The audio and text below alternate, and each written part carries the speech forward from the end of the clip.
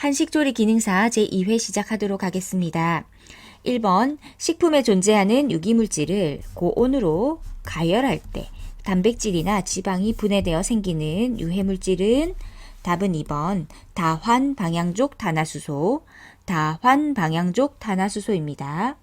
1번에 있는 에틸카바메이트는 매실이나 복분자 등의 과실주 제조 시 생성되는 유해물질입니다. 3번의 N니트로소아민은 육가공품의 발색제로 사용하는 아질산염과 아민이 반응해서 생기는 발암물질이에요. 4번의 메탄올은 메틸알코올이라고도 하는데요. 자, 포도주나 사과주의 주류의 발효 과정에서 생성되는 물질입니다. 2번, 식품의 위생과 관련된 곰팡이의 특징이 아닌 것은 답은 4번. 일반적으로 생육 속도가 세균에 비하여 빠르다. 틀렸고요. 세균에 비하여 느리다 라고 해야 됩니다. 자, 나머지는 다 맞는 지분이죠. 1번, 건조식품을 잘 변질시킨다. 맞고. 자, 대부분의 생육에 산소를 요구하는 절대호기성 미생물입니다. 곰팡이는 절대호기성 미생물이고요. 곰팡이 독을 생성하는 것도 있습니다. 간장독이나 신장독, 신경독, 피부염 등을 일으키기도 합니다. 3번, 다음 중 대장균의 최적 증식 온도 범위는 왠지 30에서 40도씨에 살 것 같은 느낌적인 느낌이죠. 자, 그래서 30에서 40도씨에 잘 살고 있습니다. 1번, 모든 미생물을 제거하여 무균 상태로 하는 조작은 답은 3번, 멸균입니다. 자, 멸균은 가장 강한 살균력을 가지고 있고요. 병원성, 비병원성 미생물의 세포 및 포까지도 완전히 사멸시켜서 무균 상태로 만드는 것입니다. 자, 두 번째 살균은 멸균 다음에 이제 강함이라고 보시면 되고요. 미생물, 병원성, 비병원성 미생물의 세포를 물리적, 화학적 방법으로 완전히 사멸시키는 거예요. 그래서 여기서 포인트는 포자 또는 아포는 제거가 안 된다는 거. 자, 그래서 멸균보다는 그 다음 단계라는 거. 자, 첫 번째 소독이라는 거는 살균보다 또 아래에 있는 단계인데 병원성 미생물을 죽여서 전파력이나 감염성을 없애는 것이에요. 그래서 비병원성 미생물은 남아 있어도 무방하죠. 네 번째 이 정균이라는 것은 정자가 고요할 정자를 나타냅니다. 따라서 세균이 고요하다. 이렇게 생각하시면 되고 세균의 발육이나 증식을 억제하는 작용을 하는 것이 바로 정균입니다.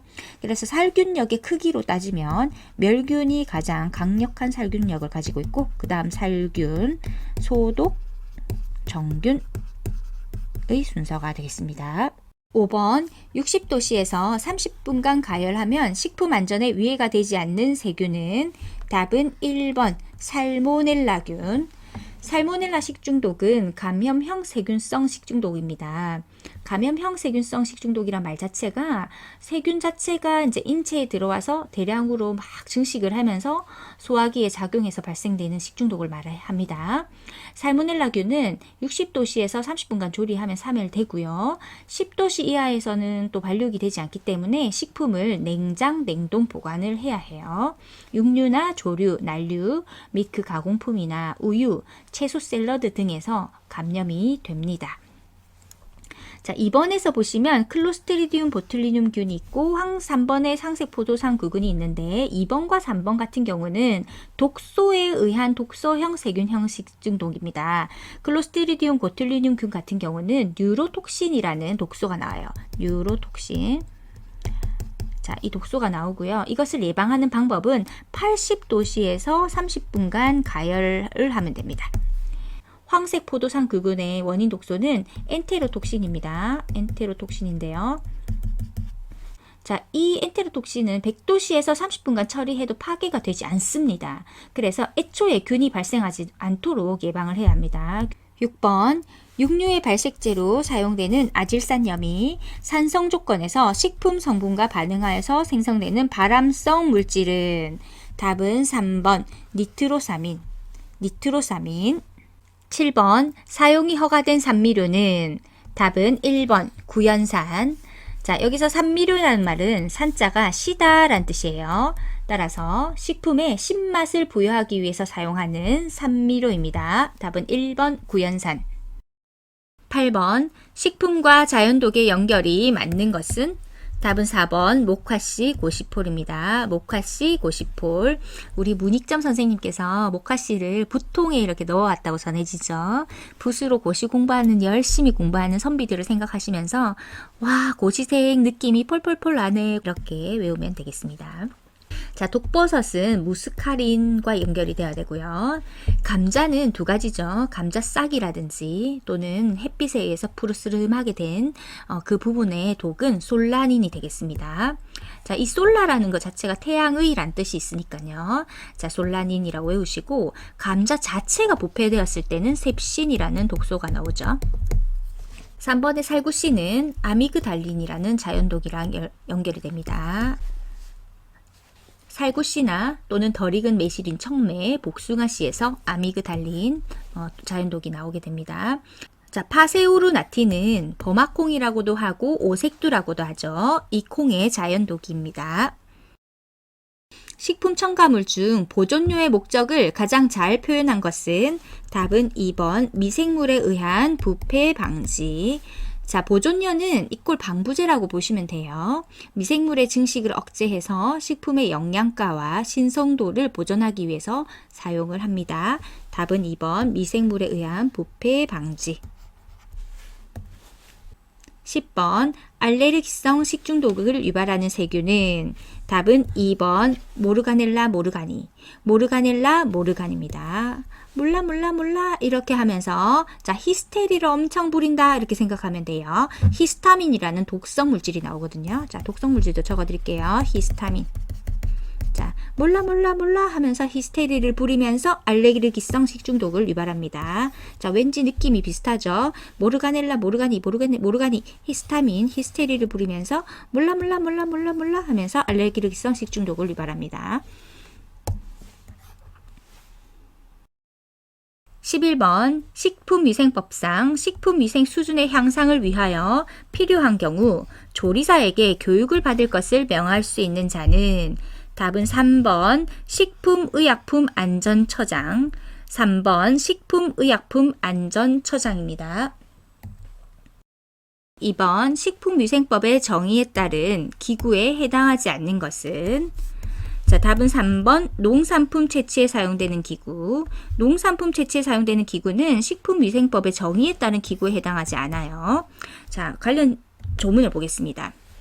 식품위생법 제2조 정의 이 법에서 사용하는 용어의 뜻은 다음과 같다라고 하면서 4호에 기구란 다음 항목의 어느 하나에 해당하는 것으로서 자, 첫 번째 보시면 식품 또는 식품 첨가물에 직접 닿는 기계의 기구나 그 밖의 물건을 말한다 라고 돼 있어요. 자, 그 밖의 물건은 밑에 있습니다. 자, 가호, 가목입니다. 음식을 먹을 때 사용하거나 담는 것. 자, 나목, 식품 또는 식품 첨가물을 채취, 제조, 가공, 조리, 저장, 소분, 운반, 진열할 때 사용하는 것 이렇게 되어 있어요. 그런데 그 위에 보시면 그 밖의 물건에서 가로가 되어 있죠. 이 부분에서 농업과 수산업에서 식품을 채취하는 데에 쓰는 기계나 기구 그 밖의 물건 랄랄랄라는 제외한다라고 되어 있어요. 즉 농업과 수산업에서 식품을 채취하는 데 쓰는 기계 기구는 식품위생법의 제2조에 따른 정의에 따르면 기구에 해당하지 않는 거예요. 자, 즉 식품위생법에 따른 기구라는 정의에는 농업과 수산업에서 식품을 채취하는 데 쓰는 것 그런 기계나 기구는 해당하지 않는다. 그래서 다시 올라가시면 자 농산품 채취에 사용되는 기구는 식품위생법의 정의에 따른 기구에 해당하지 않습니다. 자 나머지는 다 맞는 말이죠. 자 식품 섭취에 사용되는 기구 맞고 식품 또는 식품 첨가물에 직접 닿는 기구 맞고 식품 운반에 사용되는 기구 식품위생법상의 정의에 따른 기구에 해당합니다. 13번 즉석 판매 제조 가공업소 내에서 소비자에게 원하는 만큼 덜어서 직접 최종 소비자에게 판매하는 대상 식품이 아닌 것은 답은 4번 어육 제품입니다. 나머지는 다 소분해서 팔 수가 있고요. 즉석 판매 제조 가공업소라는 것은 쉽게 생각해서 반찬 가게 그리고 밀키트를 제조해서 파는 이런 가게들을 생각하시면 되겠습니다. 자, 보시면은 이렇게 식품에 대해서 법에서 이렇게 정해져 있습니다. 총리령으로 정하는 식품이란 별표 15와 같다라고 되어 있고요. 지금 소비자가 원하는 만큼 덜어서 직접 최종 소비자에게 판매하는 식품이라고 되어 있는데 다만 다음 항목의 어느 하나에 해당하는 식품은 제외한다라고 돼 있어요. 그래서 이 가에서 자목에 해당하는 식품은 소분해서 팔 수가 없는 거예요. 자, 병조림 제품, 레토르트 식품, 냉동식품, 어육 제품, 특수용도 식품, 식초, 전분, 알 가공품, 유가공품 등은 소분해서 팔 수 없다라고 되어 있습니다. 자, 여기서 조건은 뭐냐면요. 즉석 판매 제조 가공업소라고 질문을 한 것입니다. 자, 즉석 판매 제조 가공업소, 쉽게 말해 반찬 가게 이야기하는 거예요. 식품위생법상 조리사가 식중독이나 그 밖에 위생과 관련한 중대한 사고 발생의 직무상 책임에 대한 1차 위반 시 행정처분 기준은 답은 1번 업무정지 1개월입니다. 자, 1차 위반일 때 업무정지 1개월이고요. 똑같은 사안으로서 2차 위반을 하면은 업무정지 2개월이 되고, 그리고 3차 위반이 되면 면허 취소가 됩니다. 15번 식품위생법상 식품 적객업 영업을 하려는 자는 몇 시간의 식품위생교육을 미리 받아야 하는가? 답은 3번 6시간입니다. 식품 적객업 영업을 하려는 자는 6시간 동안 식품위생교육을 미리 받아야 합니다. 자, 주의할 것은 즉석 판매 제조 가공업, 총리령으로 정하는 식품을 제조 가공업소에서 직접 최종 소비자에게 판매하는 영업, 예를 들면은 반찬 가게를 들 수 있는데요. 자, 이런 영업을 하시는 분들도 역시 6시간의 식품위생교육을 미리 받아야 합니다. 근데 주의할 것은 즉석 판매 제조 가공업은 예전에는 8시간이었는데 최근에 개정되어서 6시간으로 바뀌게 되었어요. 자, 이것이 CBT 문제 은행에서 바로바로 즉석해서 반영이 안 되는 부분이 있기 때문에 조금 주의하시고요. 자, 시행령을 한번 보겠습니다. 시행규칙이네요. 시행규칙을 보시면 자, 6시간 보시면 자, 제21조 제2호 및 제8호 그리고 집단 급식소를 설치 운영하려는 자는 6시간이라고 되어 있죠. 21조 제2호가 즉석 판매 제조 가공업에 해당하는 것이고요. 8호가 식품 적객업 영업에 대한 것입니다. 자, 그래서 식품 적객업 영업 6시간이고 즉석 판매 제조 가공업 6시간입니다. 자, 즉석 판매 제조 가공업은 예전에는 8시간이라고 했었어요. 자, 그래서 우리가 확실하게 해야 될 것은 뭐냐면 식품 적객업 영업이라는 것은 자, 위생교육을 6시간 동안 받아야 된다. 요거는 확실하게 예전과 지금 변함이 없기 때문에 알고 있어야 될 것 같습니다. 카제인은 어떤 단백질에 속하는가? 답은 4번 인단백질입니다. 자, 지금 복합 단백질에 대한 질문인데요. 복합 단백질은 아미노산 플러스 뭔가 알파가 더 붙어 있는 거예요. 쉽게 말해서. 그래서 인단백질은 아미노산 플러스 인산이 결합된 겁니다. 자, 카세인 같은 경우는요. 우유 단백질의 80%를 차지하고 있고 이것은 칼슘과 결합된 형태로 존재하는 인단백질에 해당합니다. 자, 인단백질 자체가 신호 전달 그리고 세포 분열, 대사 조절 등 다양한 생물학적 과정에 관여하는 아주 중요한 물질이 되겠습니다. 1번 전분 식품의 노화를 억제하는 방법으로 적합하지 않는 것은 답은 2번 식품을 냉장 보관한다. 자, 식품의 노화를 억제해야 되는데요. 냉장 보관하게 되면 노화가 더 심해지게 됩니다. 따라서 적합하지 않습니다. 자, 나머지 설탕을 첨가한다. 자, 노화를 억제하는 방법으로 좋고요. 식품의 수분 함량을 15% 이하로 하면 건조시키기 때문에 노화가 억제됩니다. 실제로 노화는 30에서 60% 정도의 수분 함량을 가질 때 노화가 더 잘 이루어지기 때문이죠. 또 유화제를 사용하게 되면은 식품의 노화가 억제가 됩니다. 18번 과실 저장고의 온도, 습도, 기체 조성 등을 조절하여서 장기간 동안 과실을 저장하는 방법은 답은 4번입니다. CA 저장, Controlled Atmosphere CA 저장입니다. 유지를 가열할 때 생기는 변화에 대한 설명으로 틀린 것은 답은 3번 요오드 값이 높아진다. 자, 요오드 값이 높아지는 것이 아니라 낮아집니다. 요오드 값이라는 것은 유지의 불포화 지방산 함량을 나타내는 지표예요.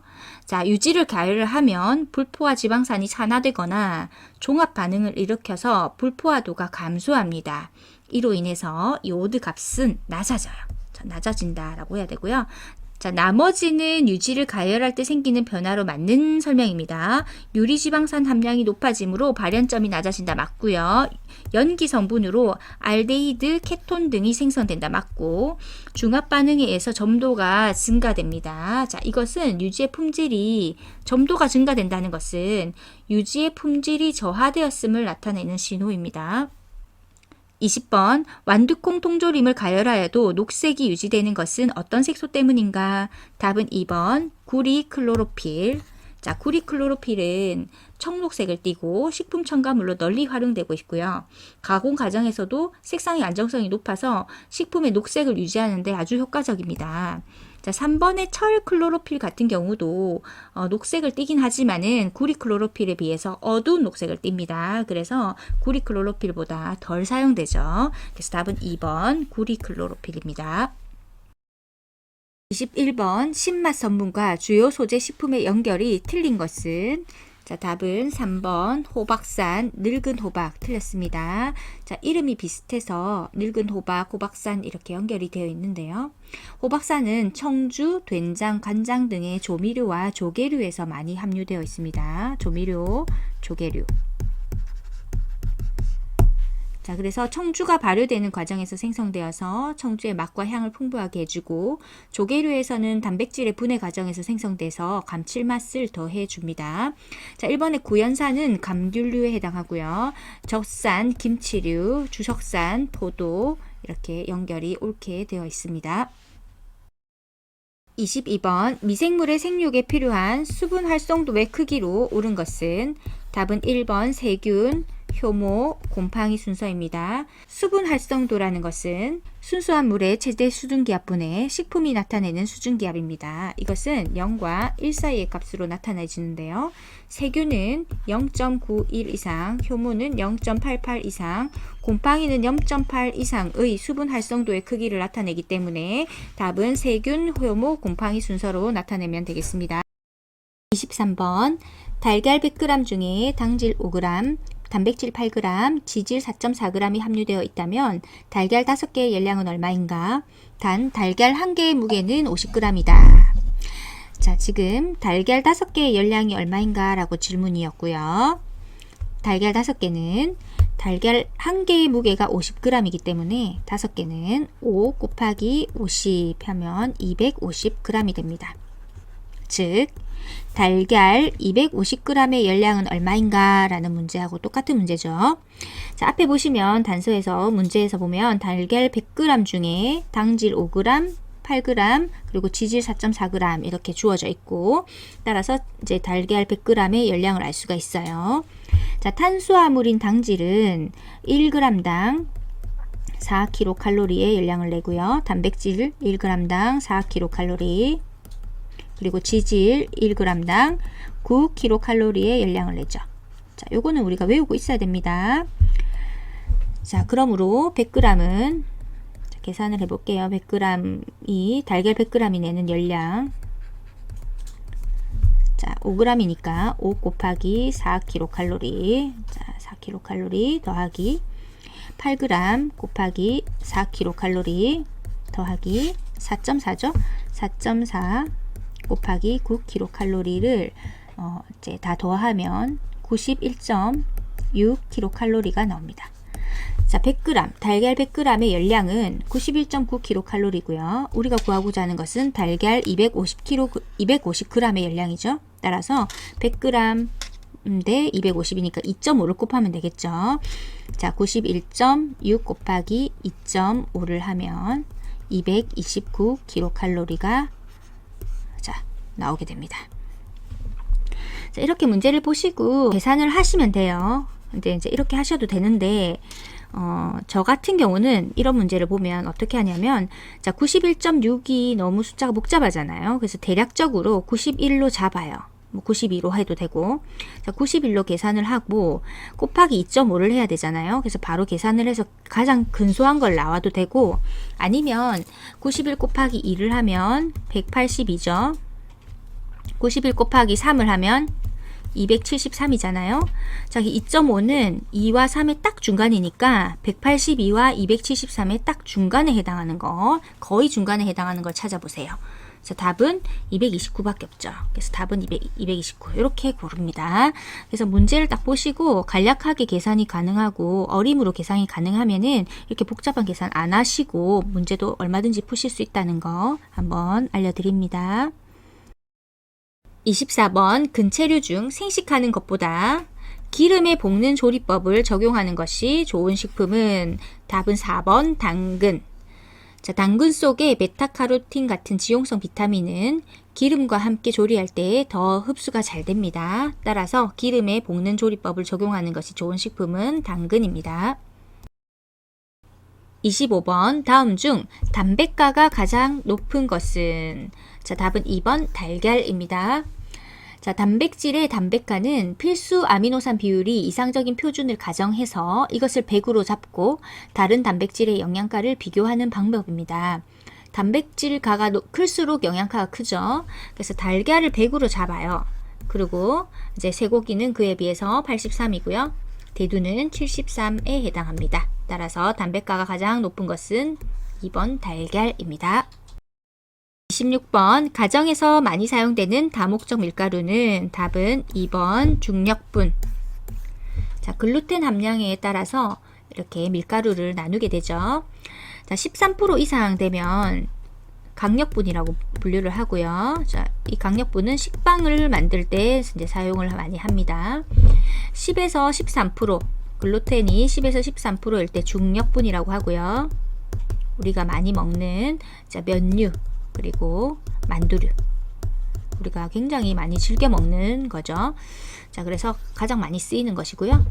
또 10% 이하는 이제 박력분이라고 하죠. 박하다라고 하잖아요. 박력분.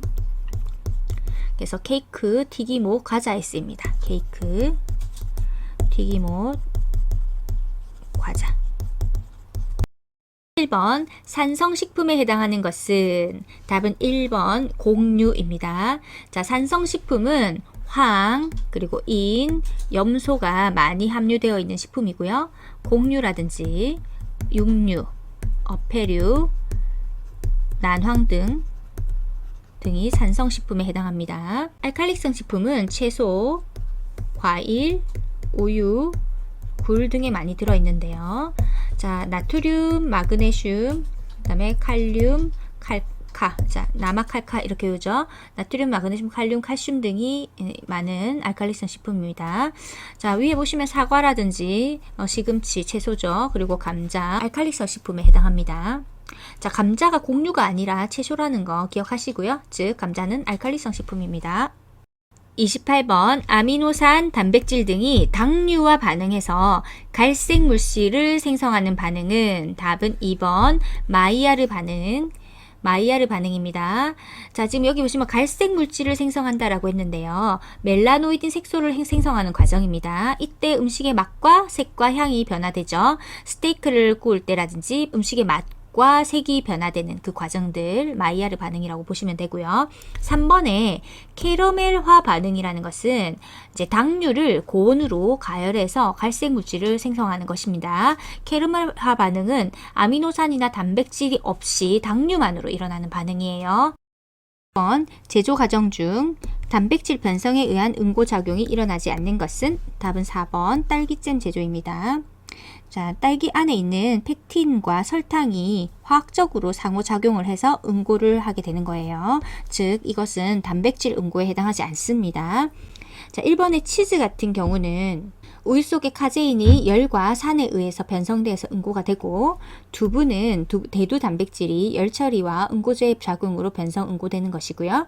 자, 3번의 달걀은 흰자와 노른자 안에 있는 단백질이 응고되는 것입니다. 30번 난황에 주로 함유되어 있는 색소는? 답은 3번 카로티노이드.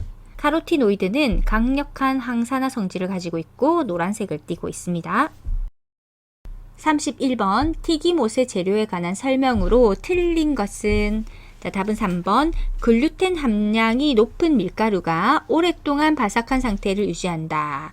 자, 틀렸고요. 글루텐 함량이 낮은 밀가루가 즉 낮은 박력분이 바삭한 상태를 유지를 합니다. 자, 글루텐 함량이 높으면 반죽이 쫀득쫀득해지고 튀김옷이 두꺼워지죠. 자, 나머지는 튀김옷의 재료에 관한 설명으로 다 맞는 건데요. 한번 보겠습니다. 1번 중조를 넣으면 탄산가스가 발생하면서 수분도 증발되어 바삭하게 된다. 맞습니다. 자, 달걀을 넣으면 달걀 단백질의 응고로 수분 흡수가 방해되어서 바삭하게 됩니다. 맞고, 얼음물에 반죽을 하게 되면 점도를 낮게 유지하여서 바삭하게 됩니다.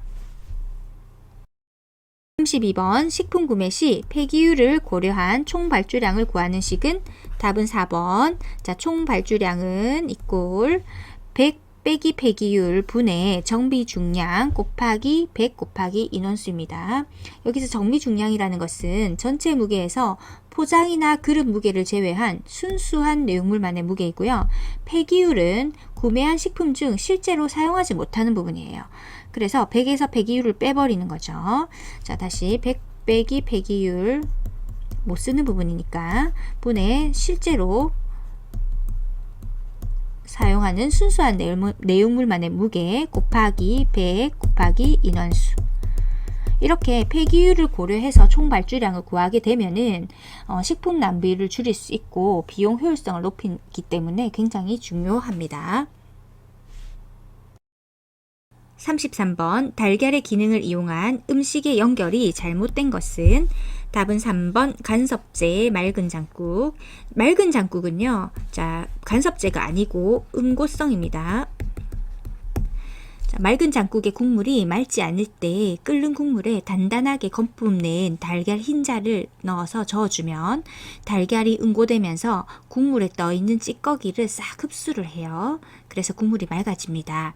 자, 달걀 흰자가 완전히 응고가 되면은 숟가락으로 흰자를 떠내죠. 그럼 국물이 굉장히 맑게 되어 있습니다. 자, 맑은 장국은 계란에 즉 달걀의 응고성을 이용한 것이고요. 나머지는 다 연결이 바로 된 거죠.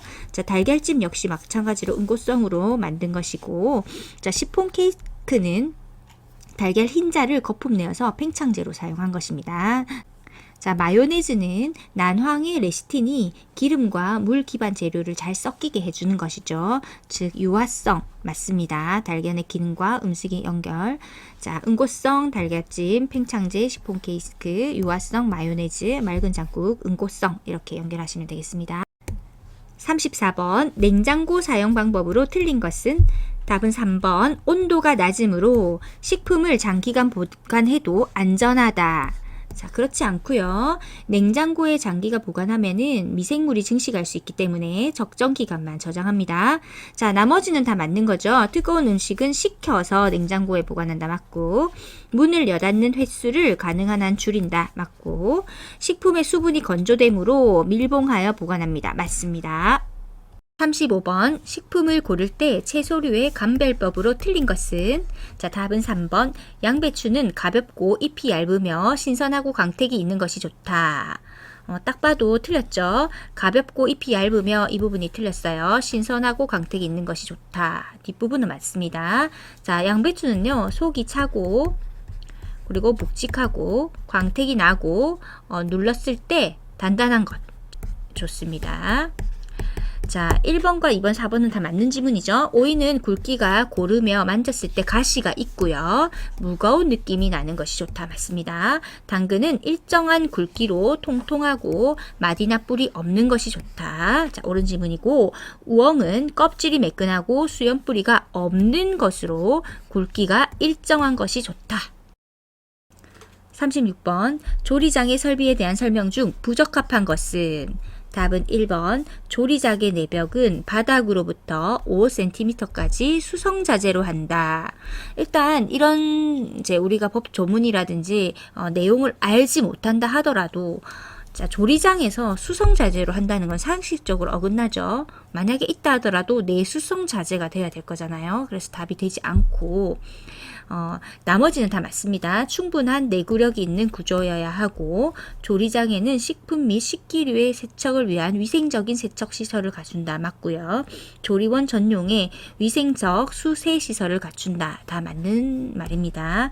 제가 직접 조문을 다 찾아봤어요. 자, 식품위생법 시행 규칙에 따라서 업종별 시설 기준은 다음과 같이 한다라고 해서 다시 들어가 보고 그 안에 조리장에 대한 내용을 봤습니다. 자, 조리장은 손님이 그 내부를 볼 수 있는 구조로 되어 있어야 한다. 요거 기억하시고, 자, 조리장 바닥에 배수구가 있는 경우에는 덮개를 설치하여야 한다.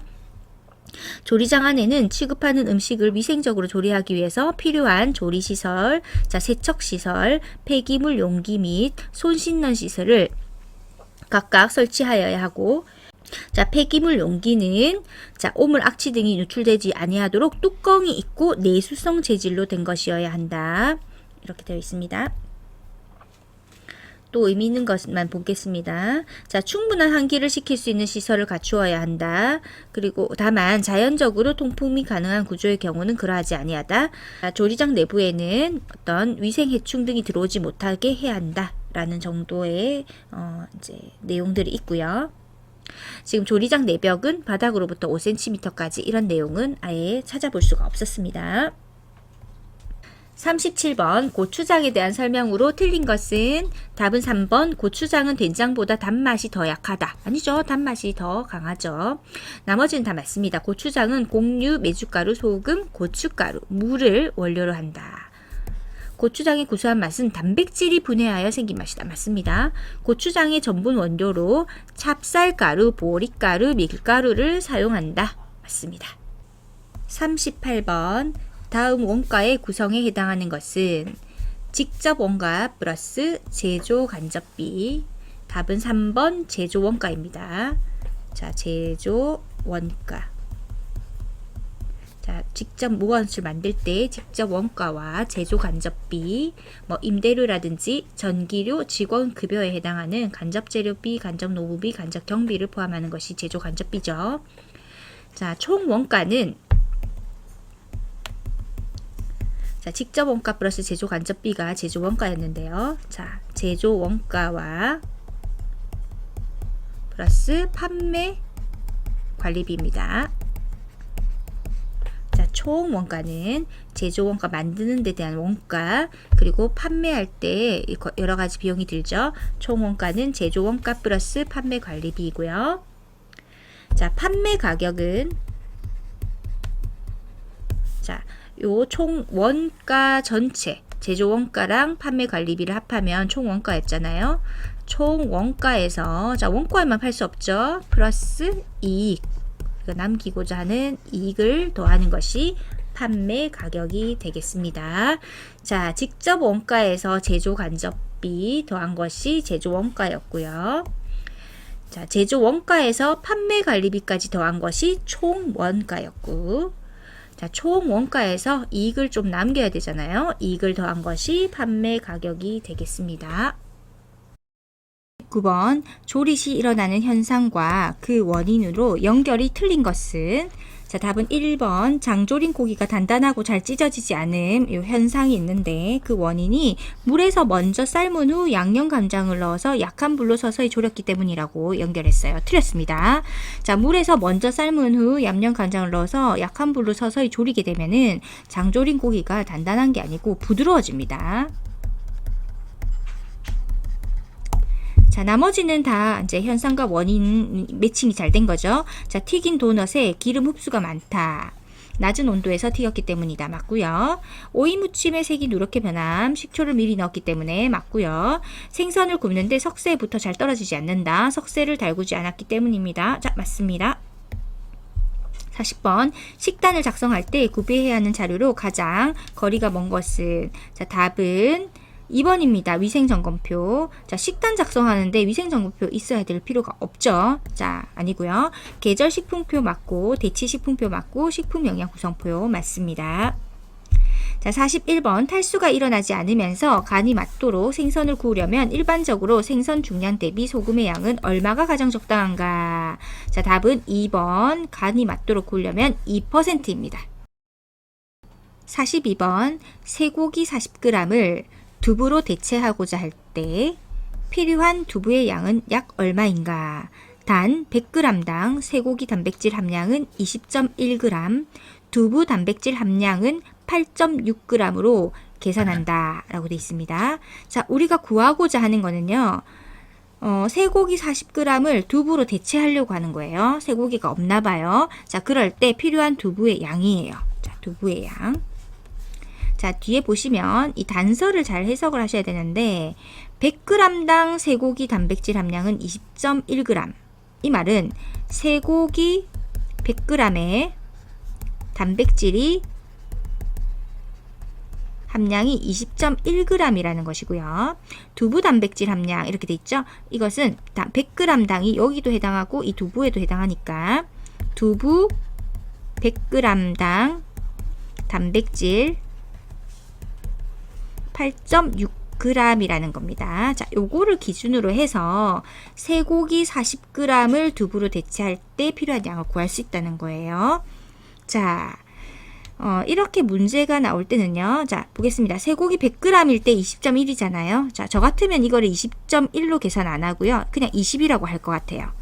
자, 계산에 큰 착오가 없으니까. 자, 그래서 쇠고기 40g은 자, 100g일 때 20g이니까 단백질이 어떻게 될까요? 단백질 자, 0.4로 이제 곱해주면 자, 8g이죠. 자, 이제 이 쇠고기 40g을 두부로 대체하고 싶어요. 그래서 두부로 대체하고 싶은데 도대체 얼마만큼 먹어야 되냐는 거죠. 그래서 두부의 양을 네모라고 둘게요. 우리 보통 X라고 두는데 이렇게 네모라고 두겠습니다. 그때 자, 쇠고기 40g일 때 단백질이 8g이잖아요. 그럼 두부로 대체한다는 말은 내가 어쨌든 쇠고기를 먹든 두부를 먹든 단백질 8g을 얻고 싶어. 자, 단백질 8g을 얻고 싶은데 도대체 얼마만큼 먹어야 되냐는 거죠. 자, 두부 100g당 단백질 8.6g이죠. 이게 이제 기준이 있잖아요. 그때 두부 Xg 대 8g 이렇게 계산을 하게 되겠습니다. 자, 100g 대 8.6g이니까 X 대 8g 이렇게 하면 되겠죠. 그러면 X는 자, 이렇게 곱하고 이렇게 곱하잖아요. 그죠? 자, X는 8.6분의 8 곱하기 100 하면 되겠습니다. 자, 대략적으로 보시면 어떻게 될까요? 자, 90보다는 94에 가깝죠. 93점 얼마 이렇게 나올 거예요. 자, 답은 약 94g 이렇게 단위까지 써주면 되겠습니다. 3번 약과를 반죽할 때 필요 이상으로 기름과 설탕을 넣으면 어떤 현상이 일어나는가? 답은 3번 튀길 때 모양이 풀어진다. 자, 필요 이상으로 기름과 설탕을 넣을 때 모양이 풀어집니다. 자, 기름을 넣으면 약과의 반죽을 부드럽게 하고요. 튀겼을 때 바삭하게 해주고 고소하게 해줘요. 그리고 반죽의 형태가 잘 유지가 됩니다. 자, 설탕을 넣게 되면은 반죽을 부드럽게 하고 달콤하게 해주면서 또 카라멜한 현상 때문에 색감도 높여주고 보존성도 높여줍니다. 그런데 이 기름과 설탕이 필요 이상 많아지면은 반죽이 분리되고 또 설탕이 또 많아지면은 글루텐 형성을 방해하기 때문에 약과가 잘 부스러지는 거죠. 그래서 모양이 풀어진다는 말은 잘 부스러진다 이렇게 생각하시면 돼요.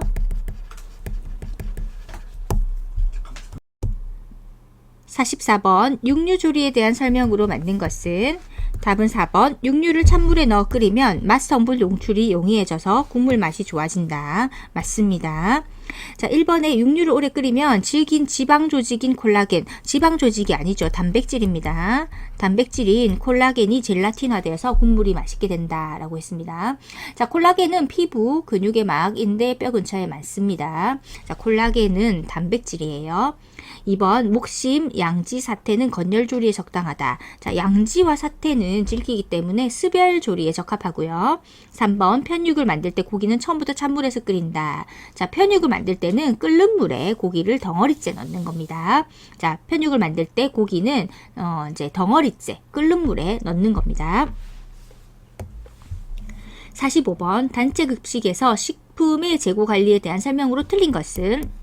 답은 3번 비상시를 대비하여 가능한 한 많은 재고량을 확보할 필요가 있다. 자, 틀렸죠. 자, 적정 재고 수준의 원칙을 지켜야 되겠습니다. 나머지는 다 맞는 말입니다. 각 식품의 적당한 재고 기간을 파악하여 이용하도록 한다. 식품의 특성이나 사용 빈도 등을 고려하여 저장 장소를 정한다.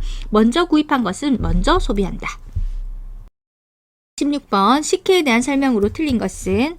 자, 답은 3번 80도씨의 온도가 유지되어야 효소 반응이 잘 일어나 밥알이 뜨기 시작한다. 자, 80도씨가 아니고요. 50에서 60도씨의 온도가 유지되어야지 효소 반응이 잘 일어납니다. 자, 나머지는 다 맞는 지문이죠. 전분이 아밀라제에 의해서 가수분해되어서 메가당과 포도당을 생성합니다. 밥을 지은 후 엿기름을 부어서 효소 반응이 잘 일어나도록 합니다. 엿기름 안에 아밀라제 들어있죠. 자, 식혜 이거 오타입니다. 물에 뜨기 시작한 밥알은 건져내어서 냉수에 헹구어 놓았다가 차게 식힌 식혜에 띄어낸다. 맞습니다.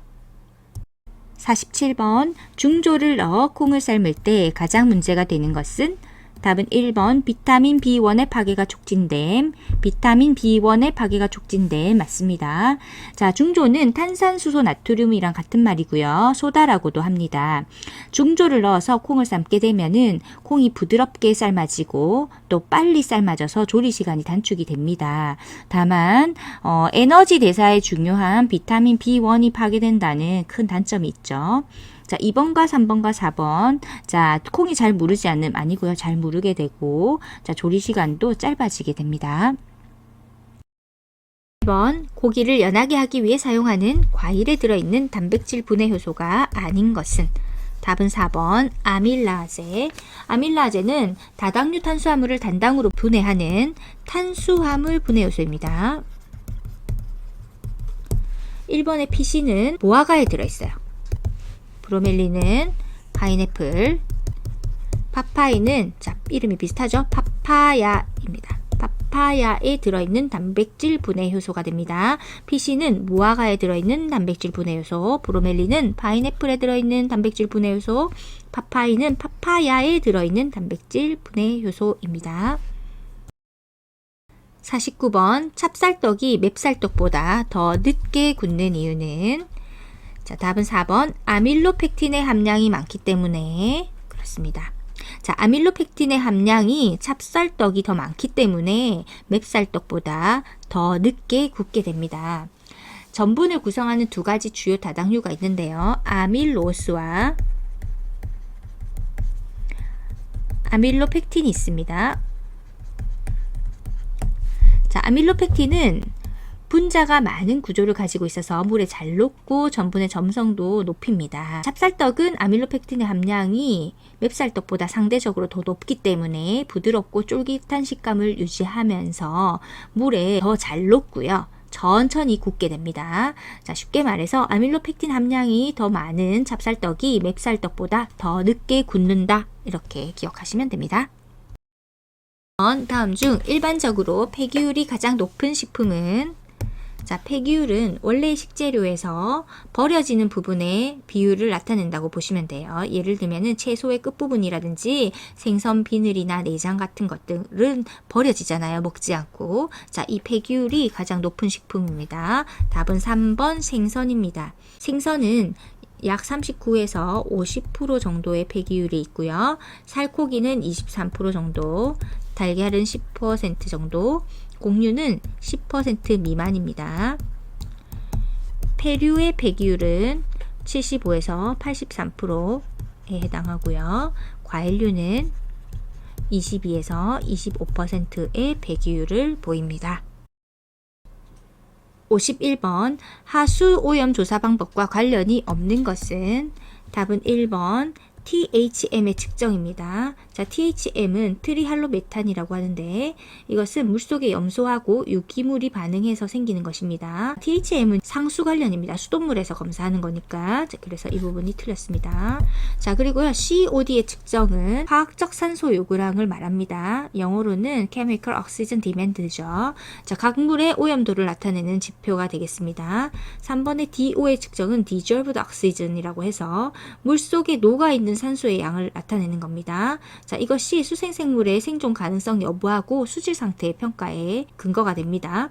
자, BOD는요, Biochemical Oxygen Demand라고 해서 물속에 유기물이 분해될 때 소비되는 산소의 양이에요. 자, BOD가 높잖아요. 그러니까 물속에 유기물이 분해될 때 소비되는 산소의 양이 높으면 수질 오염이 심각하다라고 봅니다. 자, 지금 보시면 중간에 O가 다 있는데 이 O가 산소를 나타내는 옥시전이죠. 자, 이것이 바로 하수 오염 조사 방법에서 꼭 들어가는 단어라고 보시면 되겠습니다. 2번, 다음 중 가장 강한 살균력을 갖는 것은? 답은 2번 자외선입니다. 53번, 호흡기계 감염병이 아닌 것은? 답은 1번 폴리오입니다. 폴리오는 바이러스 감염으로 발생되고 주로 음식물을 통해서 전파가 됩니다. 홍역과 백일해와 디프테리아는 모두 호흡기계 감염병입니다. 54번 학교 급식의 교육 목적으로 옳지 않은 것은? 답은 3번 빈곤 아동들의 급식 교육 아닙니다.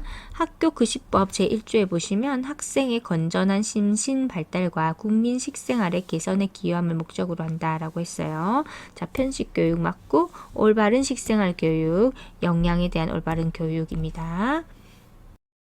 15번 채소로부터 감염되는 기생충으로 짝지어진 것은? 자, 답은 1번 편충, 동양모양 선충입니다. 자, 채소로부터 감염되는 기생충, 편충, 동양모양 선충 바르게 짝지어졌고요. 자, 2번에 보시면 폐흡충은 어패류입니다. 자, 덜 익은 민물가지라든지 민물개 속의 피낭유충에 의해서 감염이 되고요. 회충은 채소류입니다. 채소류에 의해서 감염되고요. 자, 4번의 무구조충 같은 경우는 민촌충이라고도 하죠. 자, 민촌충은 쇠고기 육회, 생고기입니다. 자, 쇠고기 육회. 자, 구충 같은 경우도 채소류에서 감염되고요. 선모충은 육류입니다. 56번 감각 온도의 3요소가 아닌 것은? 답은 4번 기압입니다. 자, 기온과 기류와 기습은 감각 온도의 3요소입니다. 자, 기온과 기류와 기습. 1번 인수 공통 감염병에 속하지 않는 것은? 자, 답은 4번입니다. 백일해. 자, 인수 공통 감염병이라는 것은 사람과 동물에게 공통으로 감염되는 것이고요. 백일해는 자, 백일해균이 공기 중에 작은 물방울로 전파가 되는 겁니다. 자, 병원체가 세균이 되는 거예요. 세균으로 이렇게 감염이 되는 것이고요. 광견병은 자, 개 한테 물려서 생기는 거죠. 병원체는 바이러스입니다. 광견병의 병원체가 바이러스다. 그리고 탄저는 양과 말, 소 등에 의해서 피부의 접촉으로 인해서 감염이 됩니다. 자, 그리고 고병원성 조류 인플루엔자 같은 경우는 야생 조류나 닭들에 의해서 감염됩니다. 감염된 조류와의 접촉에 의해서 이렇게 사람과 동물에게 공통으로 감염이 됩니다. 자, 인수 공통 감염병에 속하지 않는 것 답은 4번입니다. 백일해. 58번 아메바에 의해서 발생되는 질병은? 자, 답은 4번 이질입니다. 아이 이렇게 외우면 됩니다. 자, 아메바에 의해서 발생되는 질병 4번 이질. 59번 폐기물 소각 처리 시의 가장 큰 문제점은? 자, 유해물질이 나온다는 게 문제죠. 답은 2번 다이옥신이 발생한다. 자, 답은 2번 다이옥신이라는 유해물질이 생기는 것이 가장 큰 문제가 되겠습니다. 60번 공중보건사업과 거리가 먼 것은? 제 답은 3번입니다. 자, 공중보건사업은 첫 번째 질병을 예방하고 두 번째 그로 인해서 수명을 연장하고요. 결론적으로 정신적, 신체적 건강의 효율을 증진시킨다라는 것이 목적입니다. 따라서 감염병 치료는 공중보건사업과 거리가 멉니다. 자, 감염병 치료 아니고요. 자, 우리 사회를 전염병으로부터 보호하는 역할을 하고 공중보건사업을 통해서 전반적으로 봤을 때 예방적 의미, 보건에 관련된 예방적 의미가 해당되겠습니다. 모두 60번까지 공부하시느라고 수고 많으셨습니다. 자, 다음 회차에 또 만나 뵙도록 하겠습니다.